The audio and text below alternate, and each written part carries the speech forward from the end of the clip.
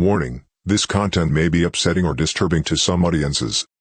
My mother used to punish me for wrongdoing by giving me forced enemas. Through some fluke and terrible luck, I fell on a needle in the streets and it lodged itself with an end in 2 different bones, requiring surgery to remove. It was considered an emergency surgery, and you can imagine the possible health hazards involved with this situation. The problem was that there was no anesthesiologist available, so they opened me up awake and conscious whilst cutting into my hand. Here comes the shocker: they let a rookie operate on me, and that moron was cutting through nerves in my hand while I was awake.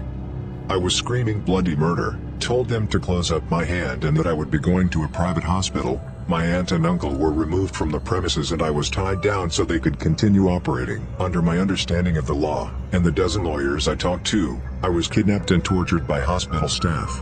I left the operating room in a catatonic state 5 hours later with the needle still in my hand, unable to even feel it due to severed nerves.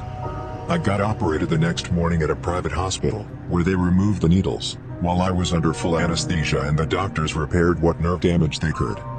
I filed for a lawsuit, but the hospital denied ever admitting me and had no records of me. Welcome to hell on earth, also known as Brazil. Finally, a place to share my story. I'm a Syrian guy, and I served in the Syrian army. I left the Syrian army a few months after March 2011 and joined my buddies in protests. Long story short, I was identified in one of the videos of protests and I was taken from my home. Day 0, it's around 2200 hours. People knock on our door, and father opens. They ask for me. My father says I'm not home. They storm inside and look for me. I'm taken in by pajamas and thrown in the back of pickup car. You want freedom, you son of a? And they beat me a lot. I'm now in the black site, Aviation Intelligence Department. I'm thrown in a tiny dark room with 15 other people. There's no way we can all stand.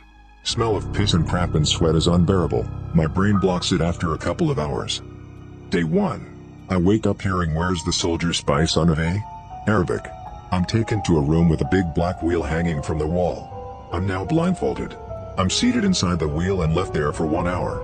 A big man walks in the room. He whips me with what I learned later is a heavy-duty electrical wire. "Who's paying you?" he asks after whipping me for 10 minutes. "Nobody," I answer. "Looks like you're gonna make this difficult for us, huh?" He continues whipping me. I can feel my blood seeping. Very weird feeling, like warm chocolate on your arm, and a small puddle forming in the tire. I pass out. Day 2, wake up, you animal. I'm taken to the same room, but this time I'm seated on a chair. No blindfold. My feet are tied to the chair, so are my arms. The same guy walks in and starts hitting me on the shins with a thick stick. The pain is horrible. He did that for 5 minutes. Then he punched me in the face a few times. I lost 2 teeth. "Who's paying you, you?" Something that would take a few paragraphs to explain. I answer, "I swear nobody is paying me. Please let me go." He starts punching me in the chest, kidney, face, and kicking on the shin and stepping on my toes. One more punch to my face and I pass out. I wake up when 2 men are carrying me back to my cell. Day 3, I wake up in my cell, a 1 by 0.5 meter cell. There's no way to lay down. The door opens, I'm taken to a different room. "Today we'll execute you. Tell us what you know so you can go in peace," I was told. I can see nothing with my left eye and can barely see anything with my right one. I'm taken to a different room. I'm hanging from my hands to the ceiling about 20 centimeters above the ground. I'm now being whipped with what I thought was the same cable. By this time, my wounds started to have a very sharp pain, and it was difficult for me to concentrate on the new pain. I'm hungry, thirsty, and can barely stay awake even though I'm being whipped. I pass out. Day 4, I started forgetting which day it is. My brain can't work correctly. Same thing.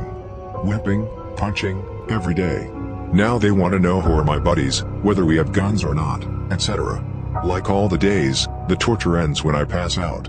Day 21, I tried hitting my head on the wall to kill myself. I can't. I tried to strangle myself. I passed out before I died. I wanted to make the screaming stop. So many people screaming. I don't care about myself now, I just want that woman to stop screaming. They're hurting her. Later I learned that they raped her and killed her in front of her husband. They killed him as well. Day 34, they realized that I genuinely have no information for them, or for some other reason. I have no clue. They made me sign a paper thanking the president and saying that I was treated very well. I was driven and left somewhere outside my city. A car stopped for me and the guy drove me home. I knocked on the door, my mother opens and starts crying. I stayed in the hospital 3 weeks after that. I had multiple infections on my body. I nearly lost sight in my left eye because of an infection from my own poop. My nose is still crooked till this day. I can't sleep in the dark, and I'll never ever trust anybody with anything in my life. One day I'll be avenged, I hope. I am female. My uncle was a pedophile with a sadistic streak, and he started molesting me when I was 5. This summer when I was 12, he interrupted me while I was taking a bubble bath in his jacuzzi tub and tortured me by dunking me over and over. When he first came in, I threatened to scream for my aunt, and he told me that she was gone to the grocery store and to please scream as loud as I wanted. I expected him to rape me immediately, but first he washed and conditioned my hair and combed it out. Then he grabbed me by the hair and held me face down in the water that was about 2 degrees short of scalding. My vision started to go black, but I managed to get my foot hooked around the tap. When I flipped myself over, though, I also turned on the hot water. He hit my head against the marble and dunked me again until I started to pass out. He pulled me out, let me take a deep breath, and then dunked me again and again. There is nothing worse than being drowned. I thought I was going to die. I must have stopped breathing completely at some point because when I woke up he was giving me CPR. I coughed up what felt like a gallon of soapy water and then he raped me. My uncle is alive and well. I haven't seen him in 11 years. I pushed it all to the back of my mind for the longest time. I pressed charges when I was 16, and the whole process was hell. I asked to be allowed to testify by a video feed, but the prosecutor refused, saying that was normally only done for children, and insisted that it would do me good to face him. They made me feel like I was weak, when really I was just aware of what I could and couldn't handle. I had terrible PTSD, crippling depression, and anxiety attacks, and all evidence was long gone. Plus I was a wild child as a teen and there were some inconsistencies in my story, especially the parts that happened when I was very young. I knew the defense was going to rake me over the coals, and I was extremely reluctant to put myself through that when I was finally starting to heal.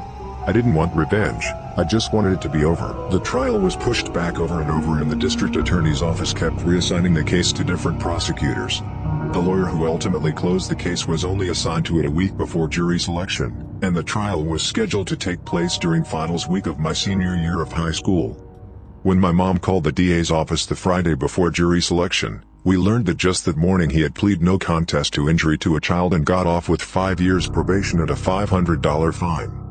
Apparently the new prosecutor had seen notes in the file indicating my reluctance to testify and decided to let him plea out without even calling us first. Since all he admitted to was giving me inappropriate massages, he doesn't have to register as a sex offender. Knowing that he's free makes my blood boil, but I don't regret sparing myself from what I know would have been a humiliating, miserable trial. Went to jail after a fistfight during a road trip with my traveling companion. Police shackled my ankles through the cell bars at the foot of the bench, shackled my hands together and took a weightlifting belt that they looped between the handcuffs and a bar a couple feet beyond the other end of the bench. They tightened the belt as much as they could so I was stretched enough that most of my weight was suspended between the bars. They latched the belt and left me hanging for 8 hours. I screamed the whole time. My hands turned purple, then a dark blue. When they released the tension the capillaries in my hands had burst, and I couldn't lower my hands below my heart level without severe pain for days. Both of my rotator cuffs were torn. Charges were dropped. I made an account for this story and it's not one I usually share. I had the fortune of being born in the impoverished former Soviet Republic of Ukraine. When I was 5 in 1997 my tonsils swelled up and I had severe trouble breathing, and my mother took me to the hospital to have my tonsils removed. I was 5 so I didn't understand so I was relatively calm.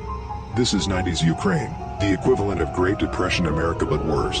While hospitals often had trained and professional doctors certain medical supplies were a rarity including anesthesia. I was taken to a room tied down my mouth pried open and my tonsils were removed. I don't remember how long it lasted, maybe 5 to 10 minutes but at the end I remember I was covered in blood.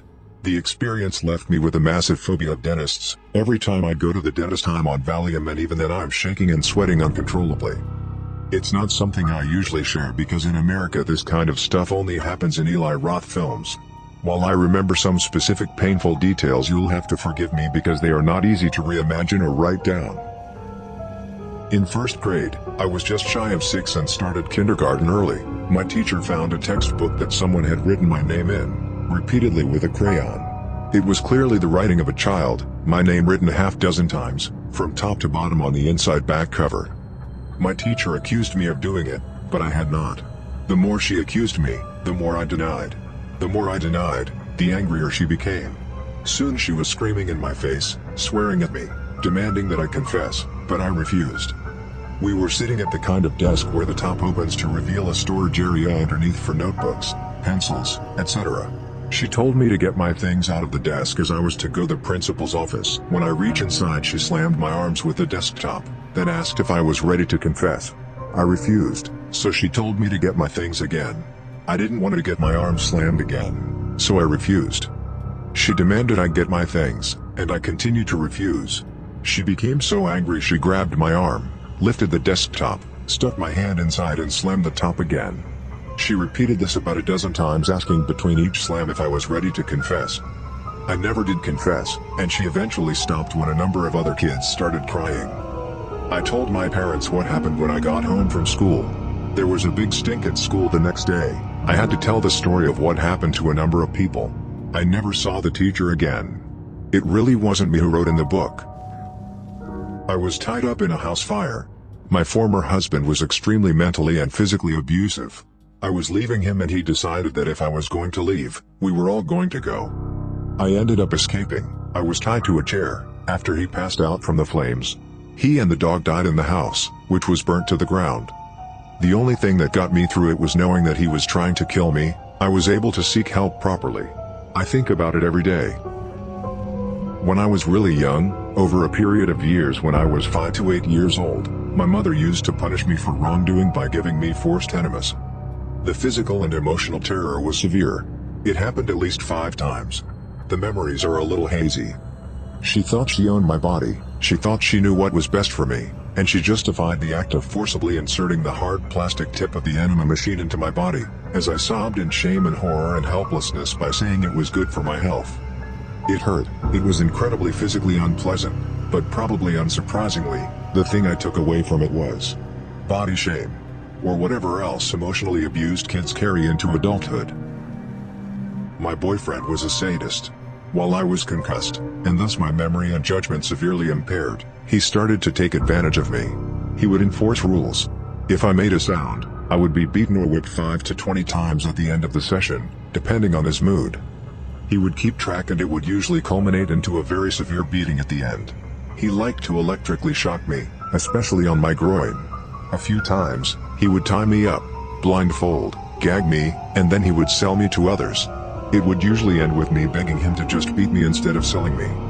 Honestly, the list of terrible things he did to me goes on and on. It lasted for 6 months. I finally got away by switching schools, though I was switching schools for a different reason on the outside. I managed to get through the rest of high school and into college. I was an emotional wreck. I'm a pretty blunt person in general, so I became rather frank about my experiences. A lot of friends stopped talking to me after I gave a speech about it at my high school. They said I talked about my past too much. My programming kicked in. If you speak or make a sound, you'll be punished, and I stopped talking about it at all for a while. But I got new friends in college and eventually they found out what happened. They stayed with me through all my constant panic attacks, flashbacks, drunken episodes. I'm in my last year of college. Honestly, I look back and it seems like a completely different life. While I still have the occasional episode, I have overall dealt with the trauma well. My psychologist says I have an overly logic nature, which actually greatly aided in my overall recovery. I have a boyfriend. We have taken things very slow. He knows everything. He's the best thing to happen to me. He's patient and never pushes or pressures me. It will always be a part of my life. But as time goes on, it will ever become smaller and smaller, and thus more insignificant. I have great friends and a boyfriend. I'm doing incredibly well in school and in my research. I'm grateful. Thanks for listening to another shocker from Radio TTS. Subscribe for more videos that show life as it is.